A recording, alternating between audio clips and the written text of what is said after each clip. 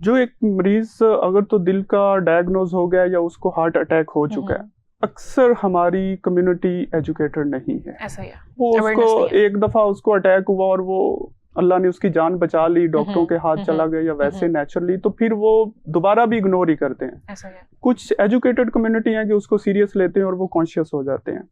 तो सबसे पहले हम उनको दवाई का रिकमेंड करते हैं कि जी अटैक हो गया, अब ये दवाई नहीं छोड़नी। ठीक है। लेकिन लोग बड़ी कोताही करते हैं, दवाइयां छोड़ देते हैं और दोबारा अटैक के साथ आते हैं, या सम टाइम स्टेंट डल गया अटैक के बाद और दवाई 2-4 महीने खाई फिर छोड़ दी कि अब तो मैं ठीक हूँ।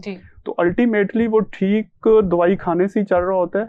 अगर एक नेचुरल नाली बंद हो रही है तो इंसान का बनाया हुआ स्टेंट भी ज्यादा चांस से बंद होगा। अब उसको चलाने के लिए मेडिसिन की इंपॉर्टेंस या उसको खाना या उसको रेगुलर इस्तेमाल करना बहुत जरूरी है। तो ये एक बड़ी गलती है जो आपके इस प्रोग्राम के तवज्जो से मैं तमाम दिल के मरीजों को जिनको अटैक हो चुका है या स्टेंट डाल चुके हैं कि दवाई बगैर डॉक्टर की हदायत के बंद ना करें। अगर किसी से मसला हो रहा है तो पहले कंसल्ट करें।